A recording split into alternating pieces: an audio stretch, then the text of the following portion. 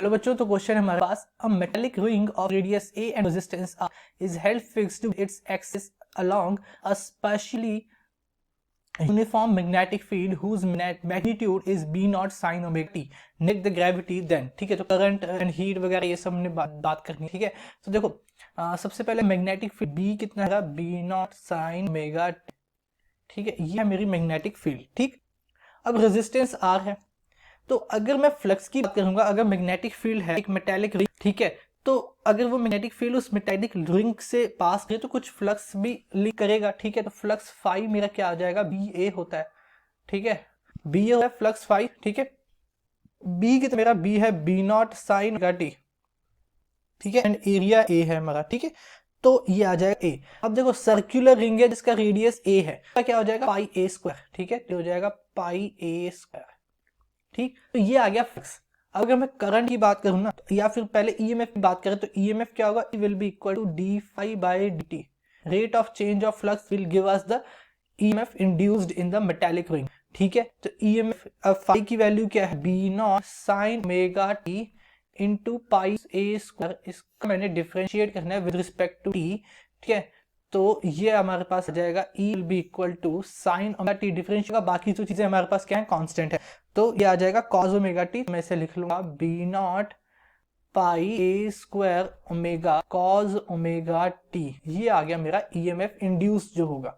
अब अगर EMF induce हो रहा है, ठीक है, अगर रेजिस्टेंस है कुछ उस मेटालिक रिंग का, तो कुछ इंड्यूस्ड करंट भी होगा।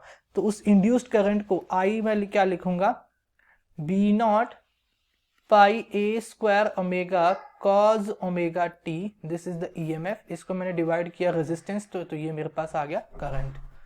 ठीक है, दिस इज, ये आ गया हमारा इंड्यूस्ड करंट। ओके, तो ये तो हमारा करंट आ चुका। ठीक है, अब देखो मैं अगर पावर यहां से कैलकुलेट करना चाहूं, तो पावर मेरा क्या होता है, इंटीग्रल आई स्क्वायर आर डी टी।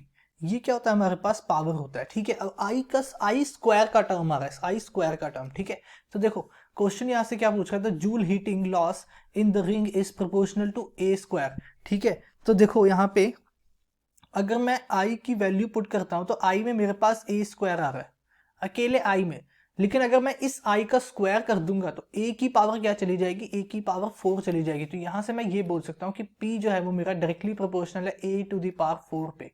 ठीक है, बट यहाँ पे बोल रहा है ए स्क्वायर, तो ये तो ऑप्शन हो गया मेरा गलत। नेक्स्ट चलते हैं, अगर फोर्स की बात करूं तो फोर्स क्या होता है, आई एल बी।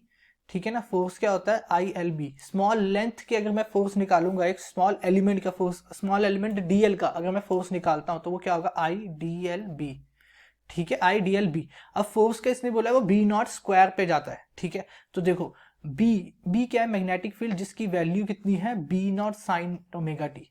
और आई का भी यहाँ पे टर्म है, और आई में भी मेरे पास एक बी नॉट है। ठीक है, आई में भी एक बी नॉट है और बी की भी वैल्यू में एक बी नॉट आएगा। तो अगर मैं उन दोनों की वैल्यूज इक्वेट करूंगा, तो मेरे पास एफ जो है वो डायरेक्टली किसके प्रोपोर्शनल जाएगा, बी नॉट के स्क्वायर के। किसके जाएगा, बी नॉट के स्क्वायर के प्रोपोर्शनल चला जाएगा। ठीक है, तो मेरा ये क्या है, अब देखो यहाँ पे बोल रहा है कि प्रोपोर्शनल किसके है, बी नॉट स्क्वायर के, तो option C is correct. The net force on the ring is non zero. ठीक है, बोल रहा है कि नेट फोर्स जो रिंग पे जीरो, तो ये तो गलत है।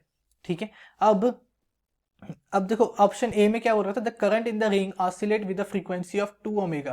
ठीक है, बट यहाँ पे जो करंट है वो कितनी की फ्रीक्वेंसी से ऑसिलेट कर रहा है, सिर्फ ओमेगा की फ्रीक्वेंसी से ऑसिलेट कर रहा है, ना कि 2 ओमेगा से। तो ये भी ऑप्शन गलत है, तो सिर्फ ऑप्शन सी हमारा करेक्ट है। I hope you understand it well, thank you.